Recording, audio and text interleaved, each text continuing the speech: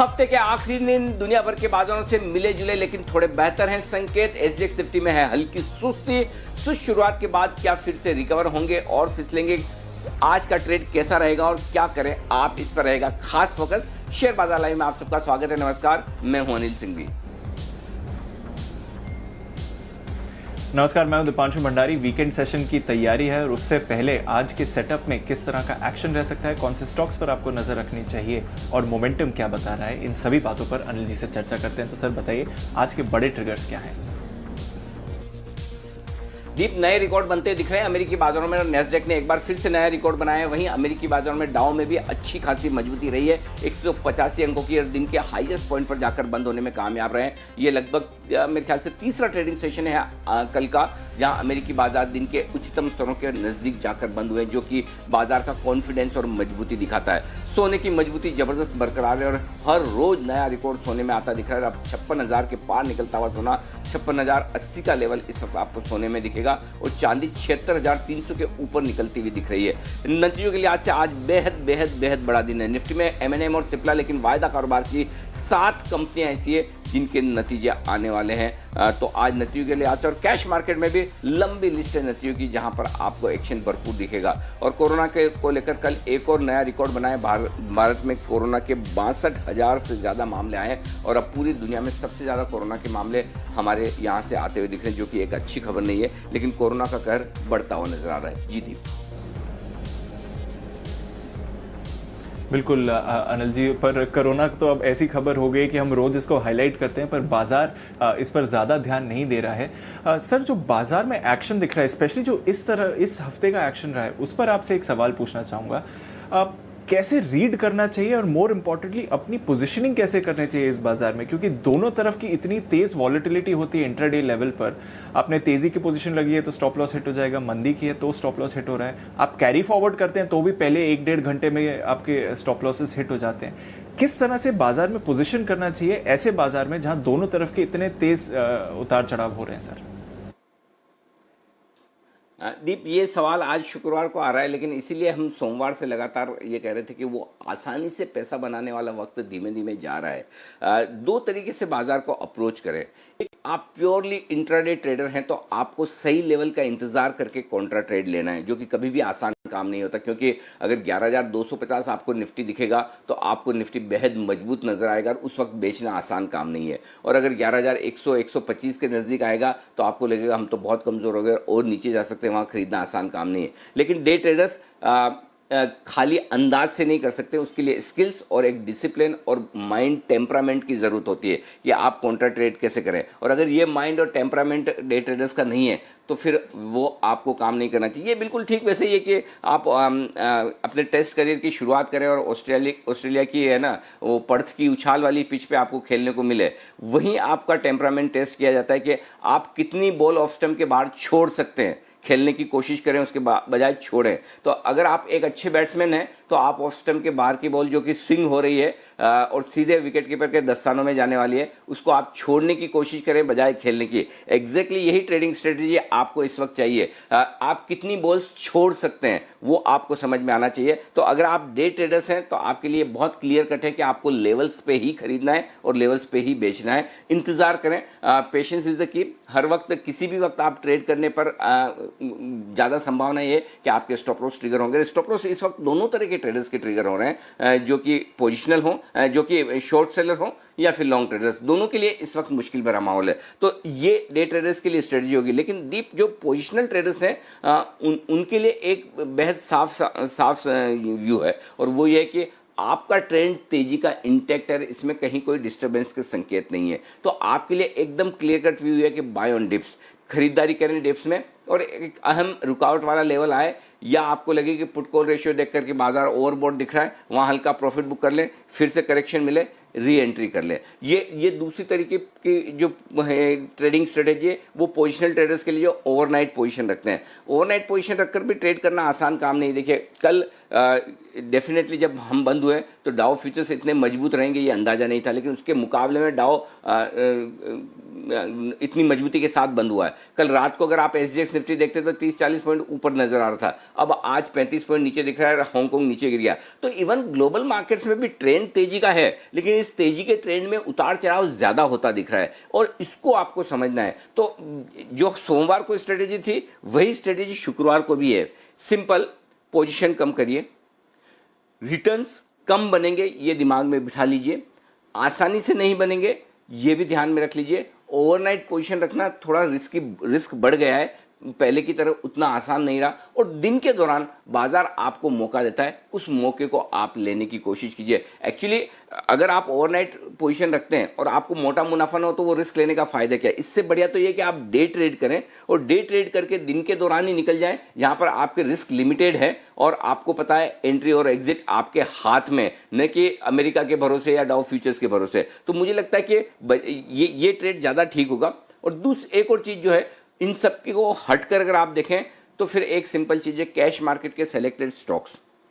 आज भी मुझे लगता है कि वहां पर एक्शन रहेगा, पूरे हफ्ते रहा है। और आप देखिए 600 स्टॉक्स ऐसे हैं जिनके सर्किट फिल्टर में बदलाव किया गया है, तो कई सारे स्टॉक्स अब आपको कैश मार्केट में फिर से मौके देंगे। तो अगर आपको सेफ रहना है तो फिर कैश मार्केट के स्टॉक्स में कम से कम वहां पर तेज गिरावट के खतरे कम हैं। तो मुझे लगता है कि फिर एज ए ट्रेडर आपको कैश मार्केट के स्टॉक्स में ज्यादा फोकस करना चाहिए। वायदा कारोबार के ट्रेडर्स के लिए पैसा बनाने का मौका थोड़ा सा मुश्किल होता हुआ दिख रहा है, संभल कर आपको ट्रेड करना पड़ेगा। पोजीशन कम रखनी है, स्टॉप लॉस स्ट्रिक्ट रखने हैं, दिन के दौरान छोटे मुनाफे में निकलना है, और वो भी कॉन्ट्रा ट्रेड कर तो मतलब वही है कि आग का दरिया है और पार कर जाना है, तो बड़ा डूब कर जाना है, वैसा वाला मामला है। तो वही है कि इश्क और बिजनेस दोनों आसान नहीं होते, बड़ा मुश्किल काम है। तो दीप इस मुश्किल घड़ी से गुजरिए, फिर देखते हैं क्या होता है। शायद अगले हफ्ते से या फिर एक आध हफ्ते बाद आपको रिलीफ मिलती हुई नजर आए।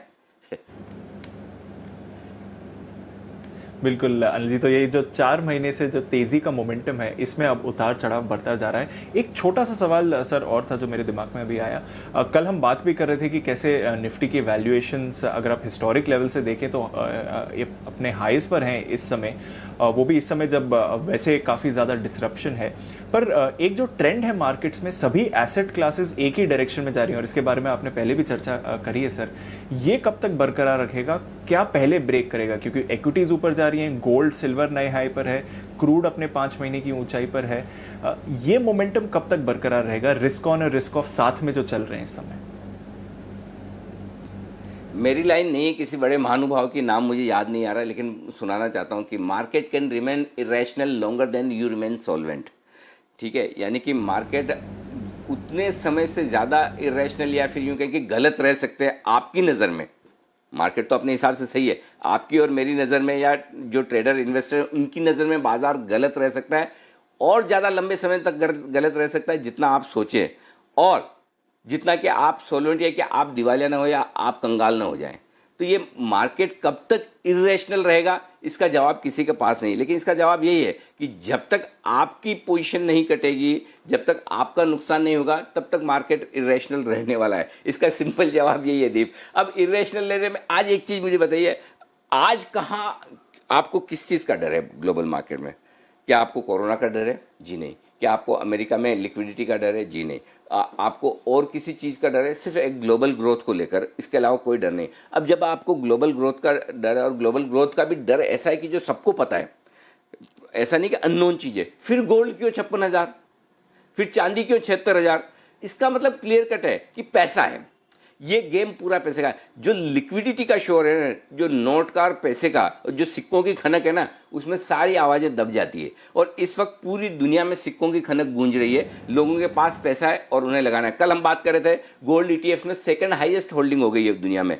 अमेरिका के जो गोल्ड रिजर्व है उसके बाद सेकंड हाईएस्ट, फर्स्ट टाइम ऐसा हुआ कि ईटीएफ में सबसे ज्यादा गोल्ड पड़ा है। इसका मतलब क्या है? ईटीएफ खरीदने वाले कौन है? दुनिया भर के इन्वेस्टर्स हैं जो गोल्ड में पैसा लगा रहे हैं। तो पॉइंट सिंपल है दीप, कि अगर पैसा है और पैसे का शोर है तो उसमें वैल्यूएशन भी दब जाएगा, इकोनॉमिक रिकवरी वगैरह ये भी दब जाएगी, करेक्शन की बातें भी दब जाएंगी। ये होगा, सब कुछ होगा, आज नहीं कल होगा, परसों होगा, 1 हफ्ते 2 महीने 6 महीने बाद होगा। कब होगा ये आप, इसका जवाब मेरे आपके पास में नहीं। लेकिन ट्रेंड और पैसे की ताकत इतनी ज्यादा है। और फर्ज करें जो अमेरिका में अंदाजा लगाया जा रहा है कि एक और स्टिमुलस पैकेज आने वाला है, अगर वो आ गया तो फिर छप्पर पार, तो ऐसे में पैसे की कमी है नहीं ना, जितना आपको पैसा चाहिए मिल रहे हैं, डॉलर छाप छाप के लेते रहो। तो जब तक पैसे का बहाव तेज है, देखिए वो सिंपल चीज़ है, हमेशा यही होता है कि जब ज़्यादा बारिश हो, बाढ़ आ रही हो, पानी का बहाव तेज हो, तो उसके अगेंस्ट न जाए। उसके साथ स्विम करने का मजा अलग ही है, करके देखें, लेकिन उसके अगेंस्ट जाएंगे तो हाथ पैर फूल जाएंगे और होगा फायदा कुछ भी नहीं। तो जब तक लिक्विडिटी है, हाँ लिक्विडिटी जब रोल रिवर्सल करेगी, जब बदलने की कोशिश करेगी, वो टाइम होगा, आपको सावधान रहना है। वो टाइम आएगा, दिखेगा स्क्रीन पे, बस उसमें दिक्कत एक ही है कि आप फिर टॉप पर एग्जिट नहीं कर पाएंगे, आपको 3%, 4%, 2% नीचे आपको एग्जिट करना पड़ेगा। तो वो उसकी आपको सावधानी रखनी है। लेकिन पूरी तरह से ग्लोबल मार्केट्स लिक्विडिटी पर चल रहे हैं। अब रहा सवाल ये कि ये इरेशनल कब तक रहेगा, इसका जवाब तो नहीं है, लेकिन हाँ एक चीज़ ज़रूर है, कुछ न कुछ रैशनल जरूर होगा। बहुत ज़्यादा दिन तक मार्केट रैशनल नहीं रहते और बहुत ज़्यादा दिन तक इरेशनल नहीं रहते। तो या तो सोना चांदी करेक्ट हो जाए, एक तरीका तो वो है, या इक्विटी करेक्ट हो जाए, या फिर बाकी एसेट क्लास जो चाहे बॉन्ड भी भाग रहे हैं, किसी न किसी को तो नीचे आना है। कौन पहले आंख झपकाता है, हु ब्लिंक्स फर्स्ट, वो वाली बात है। तो क्या गोल्ड की तेजी को देखकर इक्विटी गिरना चाहिए, या बॉन्ड में एक्शन आना चाहिए, या फिर गोल्ड सिल्वर नीचे आ जाए? इसका जवाब है नहीं एक्चुअली, लेकिन कुछ ना कुछ इनमें से एक चीज होगी जो पहले नीचे आएगी। अब फिंगर्स क्रॉस, मुझे नहीं पता पहले क्या नीचे आएगा, लेकिन ये फिनोमिना 20-25 दिन से ज़्यादा लंबा एक साथ चलता नहीं है। मैंने देखा है 15 से 25 दिन का आमतौर पर समय होता है, जिसको आप एकदम वो क्या कहते हैं, गोल्डन पीरियड या स्वीट स्पॉट। जी हाँ, स्वीट स्पॉट कहते हैं, इसका नाम है स्वीट स्पॉट। स्वीट स्पॉट ऐसा होता है कि सारी एसेट क्लास आप जहां पैसा लगाएं वहां पैसा बनता है। ये स्वीट स्पॉट 15 दिन से 1 महीने का रहता है। उसके बाद कुछ न कुछ आपको करेक्शन किसी न किसी में शुरुआत होती हुई दिखती है, वो होगी जब होगी, देखते हैं।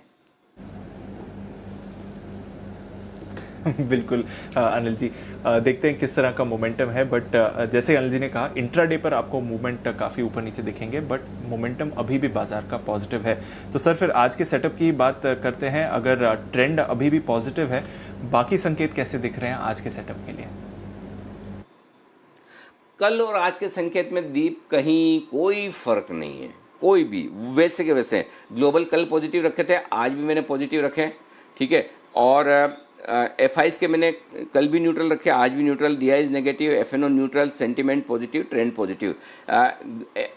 एशियाई बाजारों को देखकर मैं ग्लोबल को थोड़ा न्यूट्रल कर सकता था, लेकिन मुझे नहीं लगता कि ग्लोबल न्यूट्रल करने की जरूरत है। ये पॉजिटिव ही है, आज भी पॉजिटिव। अब मैं आपको आज के बड़े सपोर्ट रेंज दे दूं, 11,050, 11,125 आपके लिए निफ्टी पर मजबूत सपोर्ट रेंज है। इस रेंज में आए तो खरीदना ही है, नोट कर लीजिए, इस रेंज में आए तो खरीदना ही है। 11,050, 11,125, 11,200 से लेकर, माफ कीजिएगा, 11,250 से लेकर 11,340, ये आपके लिए ऊपर की रेंज है। 11,250, 11,340, इस रेंज में फोकस करिए ऊपर की तरफ। बैंक निफ्टी 21,350, 21,375, 21,450, ये दिन का सपोर्ट है। वैसे तो इसके नीचे जाने नहीं चाहिए, लेकिन चूंकि एशिया थोड़ा कमज़ोर है, इसलिए मैंने सेफर साइड पर, आप देखिए हांगकांग लगभग 0.25% नीचे हो गया, इसलिए मैंने सेफर साइड पर लिखा है। अगर ये रेंज तोड़ते हैं तो 21,025 से 21,100 फाइनल स्ट्रॉन्ग सपोर्ट जोन है, जहां पर अगर गलती से आए बैंक निफ्टी तो पक्के तौर पर खरीदना है, वहां इंतजार मत करिएगा, ले ही लेना है। बैंक निफ्टी के लिए जो हायर रेंज है 21,800, 21,925, ये हायर रेंज है। इस रेंज को पार करना थोड़ा मुश्किल है, लेकिन अगर कर लिया तो 22,075, 22,225, ये 150 पॉइंट की रेंज ऐसी है जहां पर मजबूत प्रॉफिट बुकिंग आएगी, और वहां पर आपको ज़रूर प्रॉफिट बुक करनी चाहिए। ये आपके लिए बड़े लेवल्स हो गए। अब दिन की छोटी, मीडियम और बड़ी रेंज में आपको दे दूँ, 11,125, 11,250, ये आज की दिन की रेंज है। ज़्यादा संभावना है कि हम इसी रेंज से काम चला लें। मीडियम रेंज 11,100, 11,300 की रहेगी, और बड़ी रेंज 11,050, 11,340 की निकल कर आती है। बैंक निफ्टी 21,450, 21,800 आज की छोटी रेंज है। 21,375, 21,925 मीडियम रेंज है। ज़्यादा संभावना है इसी रेंज में हम वक्त बिता देंगे, लेकिन एक्सट्रीम बड़ी रेंज 1000 पॉइंट की है। 21,075, 22,075 के हिसाब से इस पर आप फोकस कर सकते हैं। और पुट कॉल रेशियो 1.64 पर है दीप, थोड़ा बढ़कर आया है, कल के मुकाबले में काफ़ी बढ़कर आया है, थोड़ा नहीं, 1.26 से 1.64 बढ़कर आया, तो यानी कि लगभग 40 basis point put call ratio बढ़ना कंफर्टेबल साइन नहीं है। थोड़ी लॉन्ग पोजीशंस बन गई है और आज आपको शुरुआत होने के संकेत मिल रहे हैं। तो हल्की सी अगर ऊपरी स्तरों पर प्रॉफिट बुकिंग आए तो मुझे आश्चर्य नहीं होगा। मैं ये तो नहीं कहूँगा कि ओवरबॉट हो गया और उस हिसाब से आप सब कुछ बेच दो, वैसा तो नहीं है, लेकिन हाँ ये ज़रूर है कि थोड़ा ऊपरी स्तरों पर सावधान रहना है। लेकिन इस पुट कॉल रेशियो में एक ही चीज़ अच्छी है ऊपर होने के बावजूद, वो है कि पोजीशंस कम है। वीकली सीरीज कल खत्म हो गई, आज से नई सीरीज शुरुआत हुई है। तो हाईएस्ट ओपन इंटरेस्ट पुट में है तो भी 16 लाख शेयरों का है, कॉल्स में भी कोई ज़्यादा नहीं 11 लाख शेयरों का। तो पुट कॉल रेशियो हायर ज़रूर दिख रहा है लेकिन पोजीशंस कम है, ये कंफर्ट है, इसलिए कोई बड़ा गिरावट का डर या आशंका नहीं है। हायर पुट कॉल रेशियो पर भी, हायर पुट कॉल रेशियो में बड़ी गिरावट की आशंका तब होती है जब पोजीशन ज़्यादा हो। पोजीशन बहुत कम है आज वीकली सीरीज जो शुरुआत हो रही है, और मंथली में भी इतनी ज़्यादा है नहीं कि जिसके दम पर आपको डर लगे। तो डरने की ज़रूरत नहीं, खाली ऊपर में हल्की प्रॉफिट बुकिंग आएगी 50-75 पॉइंट की, अगर आ जाए वहाँ से फिर से एंट्री कर लीजिए। जी दीप।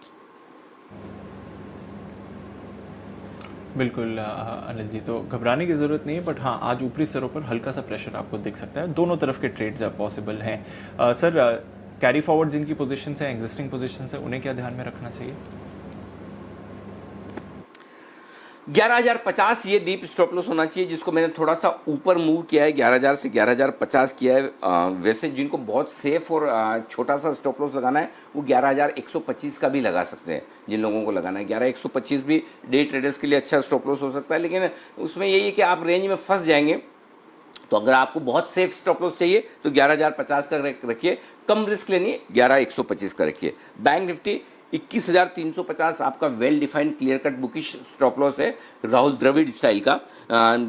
लेकिन अगर आपको वीरेंद्र सहवाग वाली स्टाइल का स्टॉप लॉस चाहिए तो फिर 21,500 रखिए, 21,500 के नीचे निकल जाइए। लेकिन जो एकदम परफेक्ट स्टॉप लॉस बनता है वो 21,350 का बनता है। शॉर्ट पोजीशन के लिए एक ही स्टॉप लॉस है 11,260, कल का हाई निकले काट लीजिए। हो सकता है 11,275 11,300 से घूम जाए, लेकिन एज ए डिसिप्लिन आपको कहीं न कहीं स्टॉप लॉस रख के काटना चाहिए, ये ज़रूरी है। और क्लोज बेसिस पे भी वही है। और सेम बैंक निफ्टी में आपको याद हो कल हमने ये दिया था क्लोजिंग और इंट्राडे बेसिस पर 21,650 का स्टॉप लॉस है। कल 21,650 के आसपास ही बैंक निफ्टी बंद हुआ है, लगभग वहीं पर। तो वो स्टॉप लॉस कल आपका ट्रिगर नहीं हुआ। आज 21,700 रख लीजिए इंट्राडे भी और क्लोजिंग बेसिस पर भी। इसके ऊपर निकले काट लीजिए, खत्म करिए, क्यों फालतू में जिद करनी है। ये है आपके स्टॉप लॉस। जी दीप। बिल्कुल, तो ये तो रहा आपका सवाल। अगर आपकी एग्जिस्टिंग पोजीशन है किस तरह से आपको आज ट्रेड करना चाहिए, नई पोजीशंस कैसे बनानी चाहिए सर? न्यू वीकली एक्सपायरी भी शुरू हो रही है आज से। 11,050 11,125 मेरे लिए खरीदारी माफ कीजिएगा, मेरे लिए खरीदारी की रेंज है। इस रेंज में आएगा तो मैं छोड़ूंगा नहीं, लेना ही लेना है, ये बिल्कुल क्लियर कट है। डरिएगा मत, घबराइए मत। मैं फिर इसलिए इतना जोर से क्यों कह रहा हूँ, इतना जोर से इसलिए कह रहा हूँ दीप की है ना, जब वो नीचे आता है तो वो डर बहुत लगता है लोगों में। और जो आपका पहला सवाल है कि कैसे ट्रेड करें, इसका जवाब यही है कि कॉन्ट्रा ट्रेड करने के लिए कोई तो हो जो कॉन्फिडेंस दे, नहीं तो आपको वहां खरीदने की हिम्मत नहीं होगी। लेवल फिर ऊपर आ जाएगा, फिर आप 3 बार 4 बार वो छोड़ दोगे और 5वीं बार जब आप करोगे तभी स्टॉप लॉस ट्रिगर हो जाएगा, तभी नीचे ब्रेकडाउन हो गया। 4 बार तो आप मिस कर गए, फिर 4 बार में आपने पता लगा अरे रेंज तो ये थी, अब की बार आएगा तो छोड़ूंगा नहीं, और वो जिस बार आपने नहीं छोड़ा उस वक्त मार्केट ने आपको छोड़ दिया। तो इसलिए इस बार बिल्कुल पक्की तैयारी रखिए भाई, आएगा सी कॉन्ट्रा ट्रेड करने में, रेंज ट्रेड करने में आप एक मान कर चलिए कि रिस्क रिवॉर्ड रेशियो कम से कम 5:1 है। रेंज में अगर बाजार फंसा हुआ है 5 बार आप ट्रेड लेंगे ना, आपको प्रॉफिट देगा। एक बार स्टॉप लॉस ट्रिगर होगा कभी न कभी, लेकिन वो स्टॉप लॉस आपका वेल डिफाइंड होना चाहिए, ताकि अगर ट्रिगर हो भी जाए तो आपका पूरा पैसा लेकर न जाए। इसलिए क्लियर कट है 11,050 11,125 100% बाय जोन है। 11,000 का आपका स्टॉप लॉस है। 11,150 11,200 225 300। हर वक्त तो देखिए मैं होऊंगा नहीं टीवी पे, तो फिर आप अटक जाएंगे, रुक जाएंगे। तो मैं पहले से बता दूं कि इस रेंज में खरीदना चाहिए, अनलेस की कोई खराब खबर आ जाए, वो तो मुझे नहीं पता। खबर को छोड़कर डेटा एनालिसिस है, ये खबर का एनालिसिस नहीं। खबर तो भगवान जाने कब क्या कैसे आए, you never know. Point number 1, Nifty बेचना है। अब बेचने का काम कहाँ से शुरू करें, ये थोड़ा कंफ्यूजन है। क्या 11,250 पे ही सोच लें या थोड़ा ऊपर 11,300 तक? देखिए मैं ज़्यादा कंफर्टेबल डीप बेचने के 11,300 से 11,340 की रेंज में हूँ, लेकिन मन में वो भी होता है ना कि अगर 11,300 नहीं आया, 11 थोड़ा नीचे से घूम गया तो वो मिस हो गया, तो मिस होने वाली फीलिंग फिर रहती है ना, कई लोगों की रहती है। तो 11,275 से आप मूड बना लीजिए कि मुझे बेचना है। और 11,325 तक बेचते रहिए। स्टॉप लॉस एकदम छोटा रखना है 11,350 का, और स्ट्रिक्ट रखना है 11,341 का। अब तक आपको हाई मिला है 8 जुलाई का, करेक्ट। उसके माफ़ कीजिएगा 29 जुलाई का 11,341 का हाई मिला है। इसके पार निकलेगा हम काट लेंगे, ख़त्म बात। और नहीं तो 11,200, 11,150, 11,125, ज़्यादा नीचे के टारगेट मत देखिएगा। 100-125 पॉइंट मिल जाए तो थैंक यू वेरी मच, उतना काफ़ी है। इससे ज़्यादा उतना भी नहीं मिलना मुश्किल है। तो इतना ही मिलेगा आपको। एक चीज़ ध्यान में रख लीजिए, तो बस आप ले लीजिए, बात खत्म, सिंपल ये। अच्छा, अब मैं, हाँ निफ्टी का हो गया, लेने और बेचने का दूंगा। जी दीप। बिल्कुल, तो इस तरह निफ्टी में आप नई पोजीशंस बना सकते हैं। खरीदने और बेचने दोनों के मौके हैं। बैंक निफ्टी में क्या राय रहेगी सर? बैंक निफ्टी देखिए दीप, 21,375, 21,450 या 21,500 रख लीजिए। ये रेंज है जहां पर डे ट्रेडर्स को कोशिश करनी चाहिए खरीदारी करने की। थोड़ा सा ये रिस्की जोन है, लेकिन लेना चाहिए। देखिए 21,000, 21,100 रेंज तो बहुत ही परफेक्ट है, वहां तो ब्लाइंड बाय है, ब्लाइंड बाय। सुनिए 21,000, 21,100 की रेंज में तो ब्लाइंड बाय है, वहां तो किसी को पूछना ही नहीं है, ले ही लेना, लपक लेना है। लेकिन इतना करेक्शन होगा क्या? आप 21,650 पे बंद हुए हैं, 21,375, यानी कितना हुआ? 325 पॉइंट। 325 पॉइंट का मतलब कितना हुआ दीप? करीबन करीबन आपका 1.25% बैंक निफ्टी पर। अब इतना बहुत है ना करेक्शन, तो आप 21,350 से 375 से 21,450, 21,500 की रेंज में लीजिए। 21,300 का स्टॉप लॉस लगा लीजिए। वैसे तो स्टॉप लॉस 25 पॉइंट का ही बनता है, 21,350 का ही लगा लो तो ही काफ़ी है। फिर भी 21,300 का स्टॉप लॉस लगा लो। 21,650, 21,800, 21,900 और 22,000 तक के टारगेट के लिए आपको करनी है खरीदारी। और जो लोग बेचना चाहते हैं, देखो 21,900, 21,925, 21,925 पिछले 2 दिन से हाई बना रहा है बैंक निफ्टी। मैं सारे स्पॉट लेवल देता हूँ, ध्यान रखना। सुबह की कमेंट्री में मेरे सारे लेवल्स इंडेक्स के जो होते हैं वो स्पॉट लेवल्स होते हैं, कैश लेवल्स होते हैं, फ्यूचर्स नहीं। क्लियर है? 21,900 से 22,100 परफेक्ट रेंज है, लेकिन 21,850, 800 से आपको सोचना शुरू करना है कि मुझे बेचना कहाँ है। बाजार के मोमेंटम को, स्पीड को, इसमें भी मैं आपको बताता हूँ बेचने का तरीका क्या होता है। जब आपके ट्रेंड के विपरीत राइजिंग मार्केट में बेचना चाहते हैं, एक चीज़ नोट करिए, ये बहुत इंटरेस्टिंग चीज़ है। समझिए तेजी का ट्रेंड है और बाजार एकदम तेजी से भागकर किसी बड़े इंपॉर्टेंट लेवल पर पहुंचे। समझिए 21,650 क्रॉस किया, 21,650 क्रॉस करते ही नॉन स्टॉप 21,925 पहुंचे, बिना रुके, बिना किसी करेक्शन के। तो वहां पे आप तुरंत भेज दीजिए, क्योंकि तब आपके 350 पॉइंट की करेक्शन होने के बाद 100 पॉइंट एक बार आपको बैंक निफ्टी नीचे मिल जाएगा। लेकिन ये धीरे धीरे 21,650 पार किया, फिर 700 पे रुके, फिर 850, 800 पे रुके, फिर 900 पे रुके, फिर 925 पहुंचे, और उसको पहुंचने में उन्होंने 4 घंटे लगाए। ठीक है ना? सुबह 9:15 से चालू किया, दोपहर 2 बजे तक पहुंचे हैं। तो फिर ऐसी सिचुएशन में तेजी से नहीं गिरेंगे।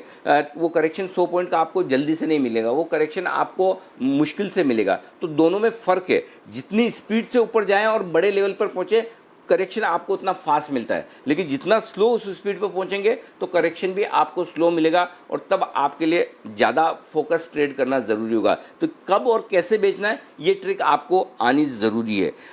22,100 तक बेचिए, 22,250 का स्टॉप लॉस है।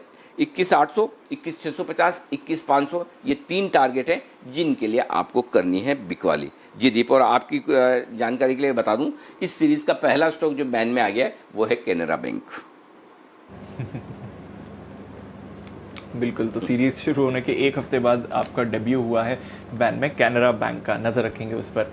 अब कुछ एक स्टॉक स्पेसिफिक चर्चा भी कर लेते हैं सर। आज स्टॉक ऑफ द डे भी आप देने वाले हैं। उससे पहले लुपिन, इसके नतीजों पर क्या रहा है? क्योंकि फार्मा स्टॉक्स में तो बेहतरीन मोमेंटम रहा है, पर लुपिन के नतीजे आप कैसे देख रहे हैं सर? देखिए दीप, ऐसा नहीं कि बहुत ख़राब रिजल्ट हो लुपिन के, मैं बहुत साफ बता दूं, लेकिन जिस प्राइस पर लुपिन ट्रेड कर रहा है, करेक्ट, और जितना भागा हुआ है, जिस तरह से दूसरी फार्मा कंपनियां रिजल्ट दे रही है, ये एक्सेप्टेबल नहीं है। क्योंकि अब लुपिन देखिए निफ्टी का हिस्सा तो रहा नहीं, राइट। अब लुपिन में कोई खरीदारी आप समझिए, अगर आपके पास 100 रुपये हैं और सारे आपको फार्मा शेयर खरीदने हैं, तो फिर आप क्या करेंगे? आप लुपिन नहीं खरीदेंगे। फिर ये परफॉर्मेंस देगा, ये क्वार्टर तो कोई फार्मा कंपनी को माफ़ी है ही नहीं खराब रिजल्ट देने की। आप कह ही नहीं सकते कि कोरोना, ये वोर, उसकी वजह से मैं रिजल्ट खराब दूंगा इस बार, ना, चांस ही नहीं है। इस बार तो भाव को देखते हुए, बाकी आपकी दूसरी इस सेक्टर की कंपनियों को देखते हुए, अब देखिए टोरेंट फार्मा क्या रिजल्ट है। अब मेरे पास लिमिटेड पैसे में टोरेंट फार्मा खरीदूं या लुपिन खरीदूं? तो उस हिसाब से लुपिन के रिजल्ट्स बहुत निराशाजनक है। अब ये अलग बात है कि चूंकि फार्मा शेयरों में बड़ा स्ट्रॉन्ग रुझान है, बाय ऑन डिप्स वाले हैं, टेक्निकली स्ट्रॉन्ग है, आ जाए नीचे से वापस ऊपर तो मैं कह नहीं सकता। देखिए वो रिस्क हमेशा रहती है, लेकिन मेरे हिसाब से रिजल्ट पर एक बार तो ये सेल है। और वो इस वजह से अच्छा रिजल्ट काफ़ी लेट आए, रात को 11:30-12 बजे आए, तो अभी इसके पर रिपोर्ट्स आई नहीं है। ये भी देखना होगा कि रिपोर्ट्स किस तरह की आती है और मैनेजमेंट का आगे व्यू क्या है। लेकिन इन रिजल्ट्स के दम पर तो मज़ा नहीं है। 950 का स्ट्रिक्ट स्टॉप लॉस रखिए, फार्मा शेयर है, स्टॉप लॉस स्ट्रिक्ट होना ही चाहिए। और अगर इसके ऊपर निकले तो बिल्कुल आप शॉर्ट काट लीजिए। 900 885 दो टारगेट है। और अगर कल रिपोर्ट्स खराब आई और सब लोगों को मेरी तरह खराब लगे रिजल्ट से, लगता है कि लोगों को नहीं ऐसे रिजल्ट पे माफ़ी नहीं दी जा सकती है, तो फिर 850 फाइनल टारगेट बनता है। मुझे एक ही इशू है कि क्यों ना मैं लुपिन लेके लुपिन बेच के कोई औरो फार्मा या ग्लेनमार्क ले लूँ। अब तो ऐसा है नहीं कि लुपिन में ऐसा कुछ बचा है कि वो भी निफ्टी का हिस्सा है कि इंडेक्स बाइंग आएगी ईटीएफ्स की बाइंग आएगी, वो चीज़ तो चली गई। अब मुझे लुपिन खरीदना, तो लुपिन की क्वालिटी पे तो मुझे लगता है कि इस क्वार्टर में ये परफॉर्मेंस ख़राब है, अच्छी नहीं है किसी भी हिसाब से। जी दीप। बिल्कुल, तो परफॉर्मेंस निराशाजनक रही है और उस लिहाज से देखें तो लुपिन पर आज आपको प्रेशर आते हुए दिख सकता है। अब जान लेते हैं आज का स्टॉक ऑफ द डे कौन सा है।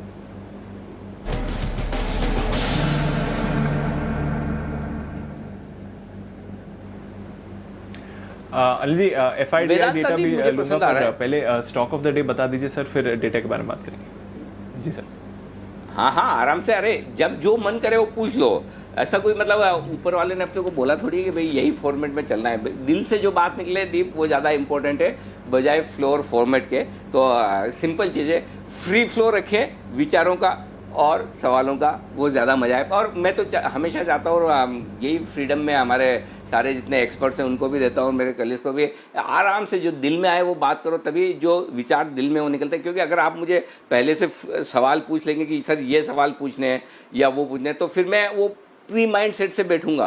तो इसलिए मैं हमेशा आपको ये कहता हूँ कि आपके जो मन में आए वो सवाल पूछिए, मार्केट पर भी, ट्रेंड पर भी, ताकि एक्चुअल जो थॉट प्रोसेस है वो बाहर निकल कर आती है। एनीवेज, तो कोई दिक्कत नहीं, हम वो बाद में डिस्कस करेंगे। पहले stock of the day discuss करेंगे। वेदांता फ्यूचर्स, जो मुझे लगता है कि ये बेहद मजबूत दिख रहा है। ग्लोबली मेटल स्ट्रॉन्ग है, जिंक के दाम बढ़ रहे हैं, निकल के सारे मेटल्स के दाम बढ़ते हुए, कॉपर के दाम बढ़ रहे हैं। वेदांता के लिए सारे ये दाम बढ़ना अच्छा है। साथ ही साथ चांदी 76,000 के पार निकले, और इनकी सब्सिडरी है हिंदुस्तान जिंक, जो सिल्वर का सबसे बड़ा प्रोड्यूसर है। तो जाहिर सी बात है अल्टीमेटली फ़ायदा तो वेदांता को ही होना है।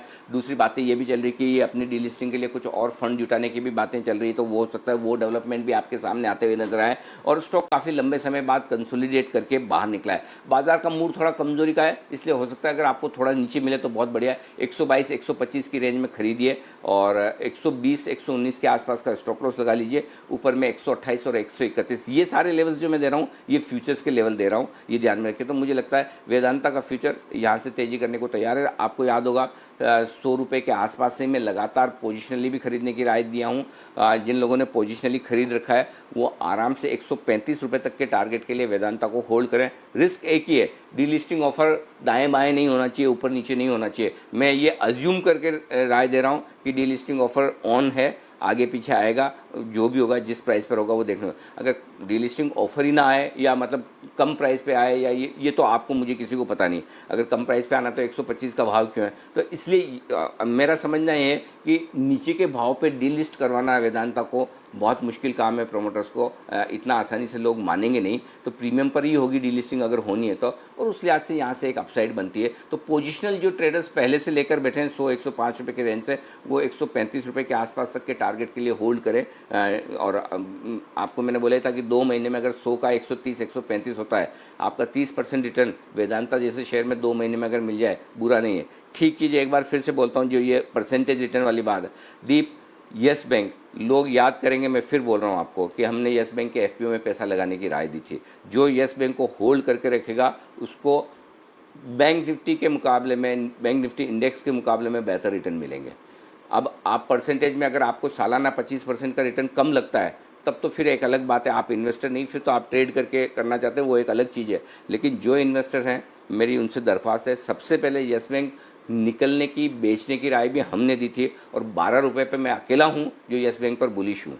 और कोई भी नहीं है। तो ये भाव में थोड़ा नीचे आए, जब भी आपको करेक्शन मिले 11-12 रुपए में बैंक के लिए जो सब खराब होना था हो गया। अब जो होगा अच्छा ही होगा, अब खराब कुछ नहीं होगा, जो कुछ होना है यहाँ से बेहतर ही होना है। तो आपके लिए यस बैंक एक अच्छा इन्वेस्टमेंट हो सकता है। कम से 12 रुपये वाला 13 रुपये वाला गिर के क्या 10 रुपये हो जाएगा, इससे ज़्यादा तो नहीं, 9 हो जाएगा। लेकिन आपके लिए इसके लिए किसी भी वक्त, साल में 6 महीने 2 साल में 20 रुपये होना, 18 रुपये होना, 25 रुपये होना कोई बड़ी बात नहीं है।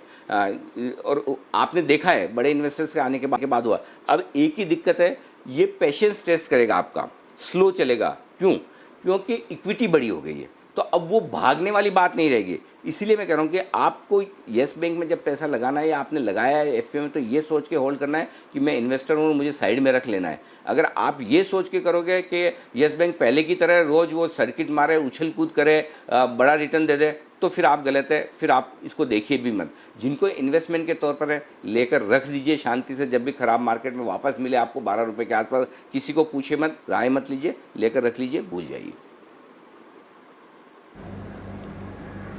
बिल्कुल, लेकर रख लीजिए, भूल जाइए। येस बैंक पर आपको सलाह दी गई थी एफपीओ में सब्सक्राइब करने के लिए, और तब से भी अच्छे गेंस आ गए हैं और लंबे समय में और अच्छे गेंस आ सकते हैं। आज का स्टॉक ऑफ द डे आपके लिए है वेदांता फ्यूचर्स, इस पर आप खरीदारी कर सकते हैं। सर, जो संकेत हैं फंड फ्लोज के, वही बात जो पहले चल रही थी, एफआईआईज अपना डिसीजन नहीं ले पा रहे हैं। एक दिन बड़ी खरीदारी करते हैं, एक दिन बड़ी बिकवाली करते हैं। कल के संकेत कैसे देख रहे हैं सर, और साथ ही जो वायदा कारोबार के संकेत हैं वहाँ से क्या लेवल्स निकल रहे हैं?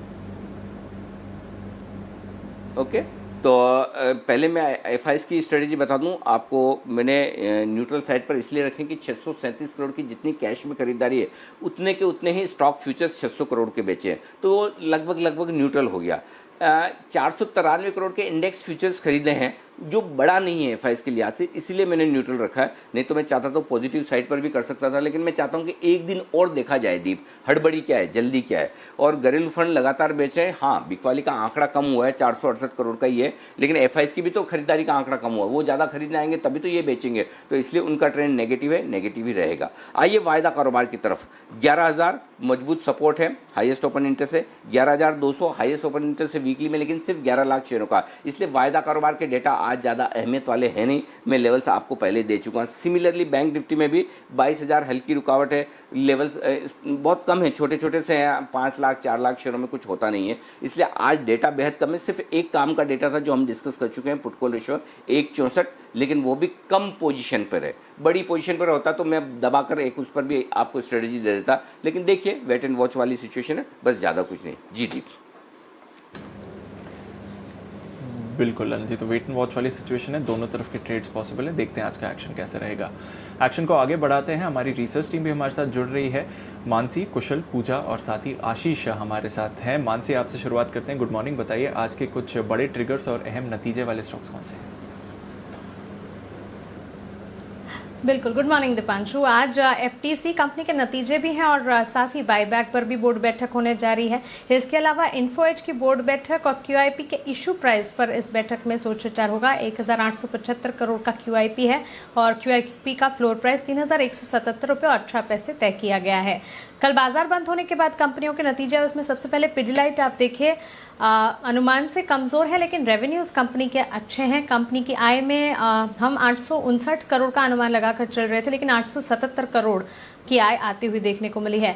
मार्जिन्स 22% से महज 7.6% पर जाते हुए दिखे। हम 10% का अनुमान लगा रहे थे और मुनाफे के फ्रंट पर 90% की गिरावट यहां पर देखने को मिल रही है। 26 करोड़ पर कंपनी का मुनाफा जाता हुआ दिखा है, 42 करोड़ का हमारा अनुमान था। अदानी एंटरप्राइजेस कमजोर है नतीजे, कंपनी की आय 50% गिरी है, वहीं कंपनी के मार्जिन 7.3% से महज 1.2% पर जाते दिखे हैं और साथ ही कंपनी ने 570 करोड़ के मुनाफे के सामने 65 करोड़ का घाटा भी देखा है। एडजस्टेड प्रॉफिट 29 करोड़ का यहां पर आता हुआ जरूर देखने को मिला है। टोरेंट पावर अनुमान से बेहतर नतीजे हैं, लेकिन आय गिरती हुई देखने को मिली है। 19% की गिरावट आय के फ्रंट पर है। मार्जिन 22% से 32% पर जाते दिखे और मुनाफा जो है 195 करोड़ का हमारा अनुमान था, लेकिन मुनाफा 372 करोड़ पर जाता हुआ दिखा है, जो कि सीधा 34% की बढ़त देखने को मिल रही है यहाँ पर मुनाफे के फ्रंट पर। HPCL कंपनी के नतीजे अगर बिक्री को छोड़ दे तो अनुमान से बेहतर हैं। बिक्री में हम 43% की गिरावट देख रहे हैं, 37,720 करोड़ करोड़ पर कंपनी की बिक्री आती हुई देखने को मिली है। मार्जिन आप देखिए नेगेटिव 1.1% से 11.5% पर, यानी कि पॉजिटिव आते हुए देखने को मिला है। कंपनी का मुनाफा 2,813 करोड़ पर जाता हुआ देखने को मिला है। साथ ही इनके अदर हाइलाइट्स की अगर बात करें तो ग्रॉस रिफाइनिंग मार्जिन यहाँ पर $0.04 पर आते हुए दिखे हैं। -1 का हमारा अनुमान था। और इसके अलावा अदर इनकम की अगर हम बात करें 562 करोड़ के अदर इनकम कंपनी ने पोस्ट किया। साथ ही इनके फाइनेंस कॉस्ट जो हैं वो 321 करोड़ पर जाते दिखे हैं। ओके, तो ये हैं कुछ बड़े वायदा कारोबार के नतीजे जो कल आते हुए दिखे हैं। इसमें एक स्टॉक और है वोडाफोन, और बाकी जो कैश के स्टॉक्स हैं उनके बारे में भी जान लेते हैं। कुशल हमारे साथ बताने के लिए तैयार है। कुशल, बताइए कैसे रहे ये नतीजे? Good morning Deepanshu. Vodafone idea के नंबर्स मिले जुले आप कह सकते हैं, क्योंकि ऑपरेशनल साइड पे नंबर्स बेहतर साइड पर देखने को मिले हैं। हमारा अनुमान जो था कामकाजी मुनाफे का वो 3780 करोड़ रुपए का था। उसके मुकाबले कंपनी ने करीब 4100 करोड़ का कामकाजी मुनाफा पोस्ट किया है। और साथ ही कंपनी की जो मार्जिन्स है वहाँ पर हमने 2% की गिरावट एक्सपेक्ट करके चली थी, और इस बारी 1% बढ़कर 38.4% पर मार्जिन आते हुए नजर आए। हालांकि कंपनी ने एक्सेप्शनल लॉस इनकर किया है करीब 19,923 करोड़ रुपए का, जिसमें ईजीआर पर जो उन्होंने प्रोविजनिंग की है वो 19,440 करोड़ की है। तो उस वजह से आपको घाटा जो है वो काफ़ी सिग्निफिकेंटली बढ़ता हुआ नजर आएगा, और 25,460 करोड़ का घाटा कंपनी ने इस वजह से पोस्ट किया है। इसके अलावा कुछ एक कैश के स्टॉक्स है जहां पर जेके टायर्स देखें नंबर्स कमजोर साइड पर हैं। इनफैक्ट इनका कामकाजी मुनाफा जो है वो अब नेगेटिव साइड पर आता हुआ नजर आया। 240 करोड़ का मुनाफा था पिछले साल कामकाजी मुनाफा, और यहाँ पर अब 4 करोड़ का घाटा आता हुआ नजर आया है। साथ ही जो ओवरऑल अगर आप देखेंगे तो कंपनी की मार्जिन भी नेगेटिव हो गई है, तो इसका इम्पैक्ट जो है वो आज आपको नजर आ सकता है। साथ ही इंडियन होटल्स नंबर्स कमजोर हैं, यहाँ पर भी ओवरऑल अगर आप देखेंगे तो मुनाफे से घाटे में कंपनी आती हुई दिखी है। 6 करोड़ का मुनाफा था, अब 280 करोड़ का घाटा कंपनी ने पोस्ट किया है, और काफी नंबर्स खराब यहाँ पर नजर आ रहे हैं। ऑब्वियसली कोविड का इंपैक्ट यहाँ पर आता हुआ दिखा है। GSPL quarter on quarter operationally numbers जो है बेहतर साइड पर दिखे हैं। 25% से मार्जिन बढ़कर अब करीब 35.5% पर आते हुए दिखे हैं। हालांकि जो मुनाफा है वहां पर करीब 42% की गिरावट आती हुई दिखी है, और 221 करोड़ का मुनाफा कंपनी ने पोस्ट किया है। साथ ही दीपक नाइट्राइट यहाँ पर नंबर्स कमजोर हैं, हालांकि मार्जिन जो है वो इंप्रूव होते हुए दिखे हैं। मुनाफा करीब 25% गिरा है, पर मार्जिन जो है करीब 3% बढ़कर 27% पर आते हुए दिखे हैं। और अंत में डालमिया भारत स्टैंडअलोन आधार पर नंबर्स जो है काफी कमजोर साइड पर दिख रहे हैं। इनफैक्ट ओवरऑल अगर आप देखेंगे तो कंपनी का जो मुनाफा है वहाँ पर 7 करोड़ से घटकर 6 करोड़ होता हुआ दिखा है, और कंपनी की जो आय है वहाँ पर भी 7.5% की गिरावट आती हुई नजर आई है। बिल्कुल, तो भरपूर एक्शन रहेगा जहां तक नतीजों का सवाल है। आइए कुछ खबरों वाले स्टॉक्स भी जान लेते हैं पूजा के साथ। गुड मॉर्निंग पूजा, बताइए। Good morning Deepanshu. खबरों वाले शेयर्स में एलेम्बिक फार्मा आज फोकस में रहेगा, क्योंकि कंपनी का क्यूआईपी बंद हो चुका है। क्यूआईपी के जरिए 750 करोड़ जुटा भी लिए, और जो इसका इश्यू प्राइस है वो 932 रुपए प्रति शेयर तय किया गया है। मैं आपको बता दें जो फ्लोर प्राइस था वो 980 रुपए 75 पैसे तय किया गया था, और कंपनी फिलहाल 1100 के आसपास कारोबार भी कर रही है, तो डिस्काउंट पर ही इश्यू प्राइस तय हुआ है। इसके अलावा जुबिलेंट फूडवर्क्स पर भी नजर रखे। शेफ बॉस ब्रांड के नाम से रेडी टू कुक सेगमेंट में भी कंपनी ने अब एंट्री ले ली है, और 75 से 100 रुपए की रेंज में इन्होंने प्रोडक्ट लॉन्च किए हैं। मिंडा इंडस्ट्रीज भी आज फोकस में रहेगा। 11 अगस्त को बोर्ड की बैठक होगी, जिसमें कि राइट्स इशू के प्राइस और रिकॉर्ड डेट पर विचार होगा। राइट्स इशू की घोषणा पहले ही हो चुकी थी, जिसमें कि 250 करोड़ रुपए जुटाने की कंपनी ने बात की थी। अब 11 अगस्त को बोर्ड की बैठक में भी नजर रहेगी। इसके अलावा वेल्सपन कॉर्प भी आज फोकस में रहेगा। बोर्ड ने अपनी जेवी कंपनी WMEPL यानी कि वेल्सपन मिडिल ईस्ट पाइप्स की लिस्टिंग को मंजूरी दे दी है। ये एक लोकल स्टॉक एक्सचेंज पर इसकी लिस्टिंग होगी। नाम सर्कुलर्स में जारी नहीं हुआ है, लेकिन इस लिस्टिंग के बाद जो हिस्सेदारी है कंपनी में वो 50% से घटकर 35% हो जाएगी। येस बैंक भी आज फोकस में रहेगा। एक ब्लॉक डील हुआ है कंपनी में। अदानी इलेक्ट्रिसिटी ने कंपनी के करीब 15 करोड़ शेयर्स की बिकवाली की है। 13 रुपए 45 के भाव पर खुले बाजार में ये बेचे हैं, और 1.19 हिस्सेदारी बेची करीब 202 करोड़ में। इसके अलावा कुछ और भी इनसाइडर ट्रेडिंग हुई है। प्रमोटर की तरफ से भी खरीदारी बिकवाली हुई है। इसमें बिरला सॉफ्ट भी आज फोकस में रहेगा, क्योंकि प्रमोटर ने 4 अगस्त को करीब 27 लाख शेयर्स की खरीदारी की थी। कुछ सर्किट फिल्टर भी हुए हैं यहाँ पर। बीएससी में करीब 45 शेयरों के सर्किट फिल्टर में बदलाव हुआ है। इसमें कुछ अहम नाम हम आपको बता देते हैं। डेल्टा कॉर्प की अगर बात करें तो सर्किट जो है 5% से बढ़ाकर 20% कर दिया गया है।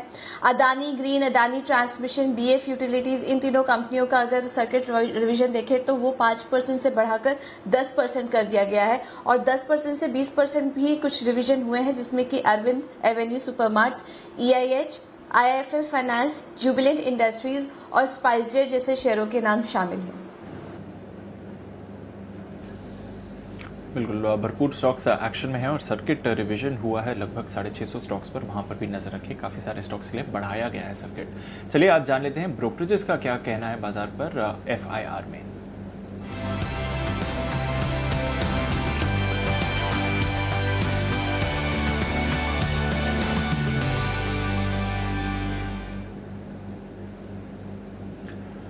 गुड मॉर्निंग आशीष, सबसे पहले तो बताइए कल की जो RBI पॉलिसी थी और साथ ही जो नतीजे वाले स्टॉक्स हैं उस पर ब्रोकरेजेस का क्या कहना है? Good morning Deepanshu. आरबीआई की जो मॉनेटरी पॉलिसी कमेटी थी उसके बाद जो है कहीं ना कहीं ब्रोकरेज हाउसेज जो है रीस्ट्रक्चरिंग पर ज्यादा फोकस करते हुए नजर आ रहे हैं। एक एक करके मैं सभी ब्रोकरेज हाउस की कमेंट्री आपको बता देता हूँ। मैक्वायरी ये कह रहे हैं कि रीस्ट्रक्चरिंग से सरकारी बैंकों में पूंजी निवेश में देरी होते हुए दिख सकती है। हालांकि बैंक्स इसको कैसे इंप्लीमेंट करेंगे इसे क्लोजली वॉच करना होगा। CLSA के मुताबिक रिटेल्स लोन में जो रिस्ट्रक्चरिंग को मंजूरी दी है अपने आप में काफी ज्यादा चौंकाने वाली है। हालांकि ये कह रहे हैं कि इससे जो NPAs की स्थिति है वो सुधरती हुई नजर आएगी और मौजूदा स्थिति के हिसाब से अगर आप देखें तो प्रोविजनिंग में भी काफी सुधार देखने को मिला है। नोमेरा ने कुछ पिक्स बताई हैं जो इन्हें पसंद आ रही हैं। दिग्गज जो प्राइवेट बैंक्स हैं इन्हें ये ज्यादा पसंद आ रहे हैं। ICICI, HDFC बैंक और एक्सिस बैंक, ये 3 बैंक ऐसे हैं जो इन्हें पसंद आ रहे हैं। ओके, नतीजों पर क्या कहना है ब्रोकरेजेस का आशीष, ये भी बताइए। और साथ ही सिल्वर पर भी आज कुछ रिपोर्ट्स हैं, वहां से क्या एक्शन देखने को मिल सकता है? बिल्कुल, पहले नतीजों की जो रिपोर्ट्स हैं वहां देख लेते हैं। वोडाफोन आइडिया काफी इंटरेस्टिंग रिपोर्ट है। CLSA जो कि सबसे ज्यादा बुलिश हुआ करते थे स्टॉक के ऊपर, अब कहीं ना कहीं ये भी बेरिश होते हुए नजर आ रहे हैं क्योंकि अंडर परफॉर्म की जो रेटिंग है ऐसे तो बरकरार रखा गया है, लेकिन लक्ष्य 9 रुपए 20 पैसे से घटाकर 8 रुपए 40 पैसे कर दिया। और मैं आपको बता दूं कि CLSA ने एक बार 14 रुपए तक का लक्ष्य दिया था। कल की क्लोजिंग 8 रुपए 30 पैसे है। नतीजे बेहद कमजोर देखने को मिले थे। TLF यहाँ पर भी नतीजे आए थे। CLSA की रिपोर्ट है, खरीदारी किराए को बरकरार रखा 190 रुपए के लक्ष्य के लिए। और ब्रोकरेज हाउस का मानना यह है कि मैनेजमेंट जो है वो रिवाइवल को लेकर काफी ज्यादा पुलिस और ये कह रहे हैं कि रेसिडेंशियल मांग में धीरे धीरे सुधार देखने को मिल रहा है और एग्जीक्यूशन भी अगर आप देखें तो ऑलमोस्ट 65% प्री कोविड लेवल पर पहुंच चुका है। लेकिन सिटी को नतीजे निराशाजनक नजर आए। इन्होंने बिकवाली किराए को बरकरार रखा 144 रुपए के लक्ष्य के लिए, जो कि ऑलमोस्ट कल की क्लोजिंग के आसपास ही है। और ये कह रहे कि नतीजे कमजोर है। हालांकि खर्चों में कमी के चलते नतीजे थोड़े से बेहतर देखने को मिले हैं। हालांकि ये मान रहे हैं कि आगे जाकर सेल्स, प्री सेल्स के आंकड़े अगर आप देखें तो इसमें सुस्ती बरकरार देखने को मिलेगी। GSPL ये भी स्टॉक आज फोकस में रहेगा। ब्रोकरेज हाउस CLSA की रिपोर्ट है, नतीजों के बाद खरीदारी के राय को बरकरार रखा और देखिए 330 रुपए का लक्ष्य दिया है। 199 जो है वो कल की क्लोजिंग। और ये कह रहे कि EBITDA 9% इनके अनुमान से बेहतर देखने को मिला और वॉल्यूम्स में भी बढ़िया रिकवरी देखने को मिली। सिटी ने भी खरीदारी के राय को बरकरार रखा है 290 रुपए के लक्ष्य के लिए। साथ ही अगर आप देखें तो कुछ और दिग्गज स्टॉक्स हैं। HPCL, यहाँ पर सिटी की रिपोर्ट है, खरीदारी किराए को बरकरार रखा है 295 रुपए के लक्ष्य के लिए। और ये कह रहे हैं कि मार्केटिंग प्रदर्शन जो है अनुमान से काफी बेहतर देखने को मिला।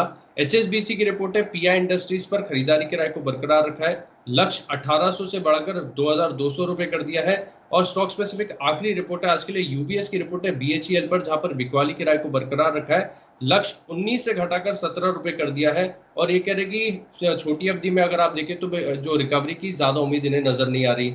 अब चांदी की कुछ क्विक कमेंट्स देख लेते हैं। ब्रोकरेज हाउस का मानना क्या है। यहाँ पर देखिए ब्रोकरेज हाउस ये मान रहे कि आपको चांदी में जो है चांदी नया सोना यानी सोने से भी ज्यादा यहाँ पर तेजी देखने को मिलेगी। बैंक ऑफ अमेरिका मानना ये है कि कम ब्याज दरों से चलते लिक्विडिटी बढ़ी है और जिसके चलते अर्थव्यवस्था में ग्लोबली अगर आप देखें तो सुधार देखने को मिला। गोल्डमैन सैक्स ये मान रहे कि सप्लाई और मांग के ध्यान में रखते हुए जितने भी फंडामेंटल्स हैं वो सब चांदी में जो तेजी है उसे सपोर्ट कर रहे हैं। डॉइश बैंक का मानना यह है कि चांदी की जो इस्तेमाल है वो आपको इंडस्ट्रियल यूज में देखने को मिलता है, जिसके चलते ये भी मान रहे हैं कि यहाँ पर आपको चांदी में खरीदारी करना सही माना जाएगा। और सिटी भी अगर आप देखें तो ये भी बुलिश है, ये भी कह रहे हैं कि आगे जाकर आपको चांदी में सोने से कहीं ज्यादा बढ़त देखने को मिल सकती है। ओके, तो ये है वो तमाम रिपोर्ट जिन पर रहेगा एक्शन। और चांदी पर भी रिपोर्ट्स आने लगी है दमदार। वाह आशीष, ये रिपोर्ट सुन दिखाकर मतलब मजा आ गया।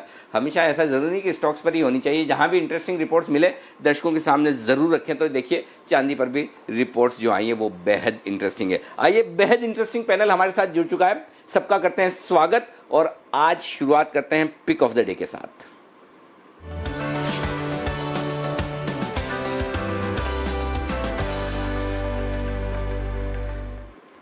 क्योंकि हर रोज तो हमारे साथ पैनल पे होती नहीं, लेकिन एवर स्माइलिंग सिमी जी हमारे साथ है, तो आज शुभ शुरुआत सिमी जी के साथ ही करनी चाहिए।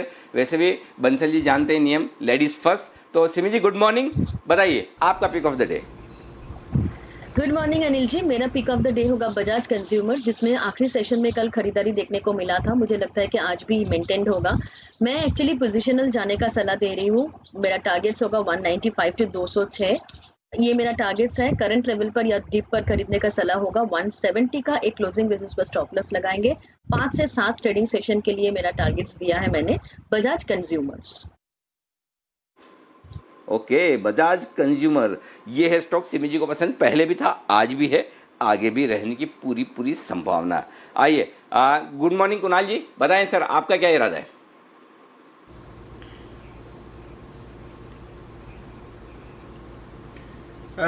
Good morning Anil ji, good morning Deepanshu. Anil जी, सबसे पहले तो आपका बहुत बहुत धन्यवाद अनिल जी, जो आपने आज ये हरी टी शर्ट धारण की है। तो आपने मेरी जो गुजारिश है उसको स्वीकार किया। लेकिन अनिल जी, ये जो हरी शर्ट है आपकी, ये बहुत ज्यादा हरी नहीं है, तो इसको लेकर के थोड़ी शंका हो रही है अनिल जी। बहुत ज्यादा नहीं, मतलब मुझे ऐसा लगा इससे ज्यादा मैं एक और कलर करता तो शायद डार्क काली की तरफ बढ़ जाती है। मैंने तो ईमानदारी से सबसे ज्यादा गहरी हरी ढूंढ के निकाली है, और ये कल तो बिल्कुल पक्के से आपको याद रख के रात को ही निकाल के रख ली थी। मैंने कहा सबसे हरी वाली जो है वो पहननी है कल, आपकी बात मान के। तो चलिए, और ज्यादा डार्क वाली मैं कोशिश करता हूँ अगली बार लाने की। जी कुणाल जी। अनिल जी देखिए, अनिल जी आपको कोशिश करने की जरूरत नहीं है। जो भालुओं की टोली का शिकार करना चाहते हैं अनिल जी, उन सबसे मेरी अपील है कि आपको ये आधा दर्जन हरी टी शर्ट मुहैया कराएं अनिल जी, तुरंत जनहित में अनिल जी। क्या बात है, क्या बात है। जी बिल्कुल बिल्कुल, डेफिनेटली गिफ्ट वगैरह बिल्कुल सहर्ष स्वागत है। और वो कुणाल जी से आए तो फिर कहना ही क्या। मतलब आप वो कहते हैं कि लीजिए भी उससे जिसका आपको फले, जिसका ना फले उससे लेना क्या। हमेशा है ना, वो सेटिस्फाइड, खुश मिजाज और संतुष्ट आदमी से गिफ्ट लेंगे तो वो दिल से देगा। बाकी जो मजबूरी में देने वाले उनसे मत लीजिए। ओके, बताइए कुणाल जी, दिल से क्या गिफ्ट देना चाहते हैं दर्शकों को आज pick of the day.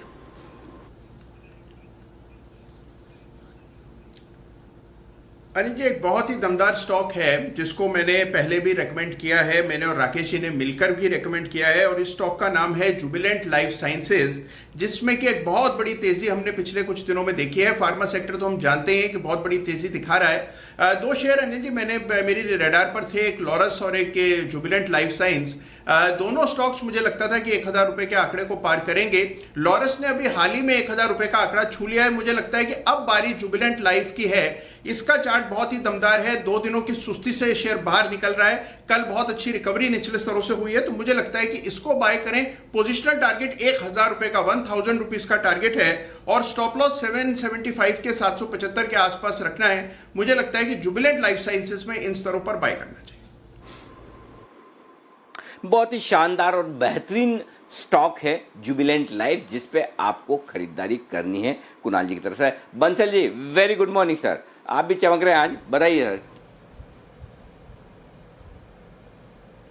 Very good morning Anil ji, very good morning Deepanshu. Anil ji देखिए, पिक ऑफ द डे तो रोज देते हैं, आज आपकी वाणी में मुझे वो करंट नहीं लग रहा अनिल जी। तो मैं जानना चाहता हूं कि आपके मिजाज कैसे हैं, हाउ इज द जोश। अगर अनिल जी आपने मेरा ट्वीट देखा है तो उत्तर दीजिए, नहीं तो ट्वीट देखिए, थोड़ा सोचिए समझिए, उसके बाद बातचीत करते हैं अनिल जी।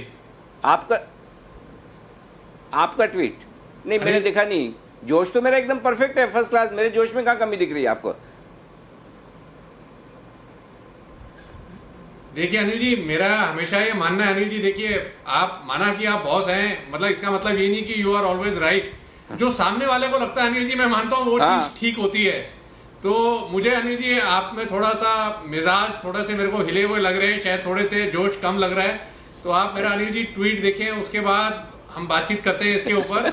और pick of the day Anil ji मेरा है HDFC लाइफ, छोटा सा स्टॉप लॉस है 605। जी बताएं। जी अनिल जी। जी अनिल जी नहीं, बोलिए, HDFC लाइफ बोलिए, को जी। खरीदने की राय है मेरी। 600 के नीचे का स्टॉप लॉस, 600 के नीचे का स्टॉप लॉस लगाना है, मात्र छोटा सा 5-6 रुपए का स्टॉप लॉस है। 620 का टारगेट है, तो छोटा सा स्टॉप लॉस है। अगर स्टॉप लॉस ट्रिगर हो तो मेरे को ट्रोल ना करें, बॉटम पकड़ने की कोशिश कर रहा हूं HDFC लाइफ के अंदर। अच्छा चलिए, तो HDFC लाइफ खरीदे। अभी मुझे बंसल जी का ट्वीट देखना पड़ेगा। बंसल जी ने ऐसा क्या ट्वीट कर दिया रात को, तो ऐसा कुछ दिखा नहीं, सुबह किया है लगता है। मैं अभी चेक करता हूँ बंसल जी। तब तक सिद्धार्थ सेदानी साहब आ चुके हैं हमारे साथ। सेदानी साहब स्वागत है आपका। सबसे पहले तो भाई साहब आप क्या खाकर आते हैं शो में, अरे गजब की पिक्स। और क्या वो आपका आरती ड्रग्स, तो मतलब ऐसे 15-15, 20-20% तो फंडामेंटल एक्सपर्ट्स की पिक भागे, ऐसा देखा नहीं था। टेक्निकल्स पे तो चार्ट्स पे बड़े ब्रेकआउट आते हैं, समझ में आता है। और पिछले 2 बार के आपके जो pick of the day TCS और सिप्ला, निफ्टी के दोनों स्टॉक 5-5% सेम डे बढ़ गए। बाकी इतना सब बोलने के पीछे समझ तो गए होंगे आप। आज भी आपको वैसा ही स्टॉक देना है। सिद्धार्थ जी गुड मॉर्निंग, बताइए। नमस्कार अनिल जी, गुड मॉर्निंग दीपांशु। धन्यवाद आपकी प्रशंसा के लिए। हम यही ट्राई करते हैं, स्टूडेंट ऑफ इक्विटीज है तो ट्राई यही करते हैं जितना ज्यादा से ज्यादा मुनाफा करवा सके हमारे दर्शकों का, वही हमारा उद्देश्य है। सबसे बड़ी चीज, बिल्कुल उम्मीदें बहुत बढ़ गई है लोगों की। आज पिक ऑफ द डे में जो मैं स्टॉक लाया हूं उसका नतीजे बहुत अच्छे हैं, और वो कंपनी होगी UPL। बहुत सारी क्वेरीज आ रही है अनिल जी मेरे पास कि UPL चलता नहीं है। 3 कारण है UPL के चलने के, मेरे को लगता है यहाँ से। पहला तो नतीजे अच्छे हैं, बट पहला कारण है कि इनके विश्व में सब जगह काम करके ज्योग्राफीज चेंज होते जा रही है। अब UPL जो फोकस कर रहा है वो इंडिया और यूरोप में कर रहा है। दूसरा, जो मार्जिन 19% से बढ़ के 23% के आसपास आ गए हैं, वो और बढ़ के 24 से 25% हो सकते हैं। दूसरा, तीसरा कारण, ब्राजील की जो पोस्टपोनमेंट हुई है, उनके जो करेंसी डिवैल्यूएशन हुआ है, वहां पे ऑर्डर पोस्टपोनमेंट हुआ है Q1 में, वो ऑर्डर पूरा हो जाएगा और होने की उम्मीद है Q2, दूसरी तिमाही और तीसरी तिमाही में। ये 3 कारण है, मुझे लगता है कि UPL को खरीदना चाहिए। रिजल्ट के बाद स्टॉक में गिरावट देखने मिली, यहां से खरीदे। UPL बेहतरीन परफॉर्म कर सकता है, मौका ही मौका है UPL में। 540 के टारगेट के लिए निवेश किया है। मौका ही मौका से तो मुझे है ना इंडिया पाकिस्तान याद आ जाता है। तो मौका ही मौका है सिर्फ हिंदुस्तानियों के लिए खरीदने का UPL में। राय है सिद्धार्थ जी की 540 का ठोक बजाकर टारगेट देने वाले। सिद्धार्थ जी जो भी बोलते हैं ठोक बजाकर बोलते हैं। गुड मॉर्निंग वागले साहब, स्वागत है आपका, बताइए sir. Anil ji good morning. Deepanshu good morning. मेरा बाय कॉल है औरोबिंदो फार्मा पर। वही कॉल है जो मैंने कल कहा था। हमने कल 903 में कुछ बात की थी, तो मैं उसी का अपडेट देना चाहता हूँ। 910 का बंद है, मेरा 895 का स्टॉप लॉस होगा। आज कोई बाय करता है, थोड़े 2-4-5 रुपए की गिरावट के में करेक्टिव मूव में बाय करेंगे तो उसके आसपास ही होगा। 10 रुपए की रिस्क होगी, और मेरा टारगेट 951 का है, 951। मुझे लगता है आज और मंडे में ये आना चाहिए। ओके 951 के टारगेट के लिए औरोबिंदो फार्मा में करनी है खरीदारी। 11 तारीख को है रिजल्ट, उस पर रखिएगा ध्यान। और जब तक 11 तारीख को रिजल्ट नहीं आते तब तक तो ये स्टॉक रहेगा बेहद मजबूत। उसके बाद देखेंगे रिजल्ट में क्या कुछ होता है, लेकिन तब तक बाय ऑन डिप से बिल्कुल डरिए मत, घबराइए मत। नीचे आए खरीदना है आपको औरोबिंदो फार्मा, दिमाग में बिठा लीजिए clear cut. Buy on dips, buy on dips, buy on dips. Okay Sumit ji good morning. आपका कनेक्शन हो गया था लूज, अभी है एकदम परफेक्ट, बताएं sir. Good morning Anil ji. Markets के अंदर वॉलेटिलिटी तो देखने को मिलेगी ही, तो यहाँ पे मेरे पास जो स्टॉक है वो बाय साइड का है। तो SBI लाइफ, ये स्टॉक के अंदर एक तेजी का व्यू लेके काम किया जा सकता है। स्टॉक 200 DMA के आसपास से सपोर्ट लेके एक बाउंस बैक के संकेत दे रहा है। कल लोअर लेवल से बाउंस देखने को मिला, और अब यहाँ से ये बाउंस आज कंटिन्यू हो सकता है। SBI लाइफ में खरीदारी करें 870-75 के आसपास। नीचे में स्टॉप लॉस लगाए 860-859 के आसपास, और ऊपर में 880 का लेवल जैसे ही टूटेगा तो ऐसा लगता है कि 900 से 910 रुपए तक के लेवल SBI लाइफ में देखने को मिल सकते हैं। तो ट्रेडिंग के लिहाज से है, बाय करें 860 के नीचे का स्टॉप लॉस, 880 का लेवल टूटते ही 900 से 910 तक का मूव एसबीआई लाइफ में देखने को मिल सकता है। ओके, तो एसबीआई लाइफ में करें खरीदारी, ये है आपके लिए राय। और सचिन जी हमारे साथ हैं, इस वक्त जुड़ चुके हैं। Sachin ji good morning. बताएं सर, आमतौर पर तो पारी की शुरुआत आपके साथ होती है आज, लेकिन बाकी सारे एक्सपर्ट्स के बाद आखिरी पिक आपकी बची है, बताइए क्या करना है। Good morning Anil ji, good morning Deepanshu. Anil जी, यहाँ पर खरीदारी करनी है HUL में, एंड जिस तरीके से कल का एक्शन रहा है, ये इसने अपने 3 दिनों के हाईज को चैलेंज किया है। इनफैक्ट ये पूरा हफ्ता HUL के लिए काफ़ी सहमा था, बट जिस तरीके से एक 2190 के आसपास से एक सपोर्ट बना है एंड वहाँ से ही अच्छा एक रिबाउंड नजर आया है, तो मुझे लग रहा है मोमेंटम के लिहाज से ये स्टॉक काफ़ी इंटरेस्टिंग होगा। खरीदारी करनी है 2200 तक, स्टॉप लॉस लगाना है 2188 का, एंड मुझे लग रहा है इंट्राडे के लिहाज से 2255 के टारगेट्स आ सकते हैं। पोजिशनली मुझे लग रहा है अराउंड 2280 तक ये पर्टिकुलर मूव भी एक्सटेंड होने की पॉसिबिलिटी है, तो यहाँ पर खरीदारी करनी है HUL। ओके, HUL, और मुझे याद है कल क्लोजिंग वाले शो में HUL में खरीदारी करने की राय विश्वेश जी ने भी दी थी, और उन्होंने भी कहा था कि यहाँ से तेजी का माहौल बनता हुआ दिख रहा है। 2210 के आसपास और 2180-85 के आसपास के स्टॉप लॉस उनके भी थे, तो खरीदारी करें। HUL तेजी से आगे भागने को है तैयार, निफ्टी को मजबूती भी यही देगा, निश्चिंत रहिए।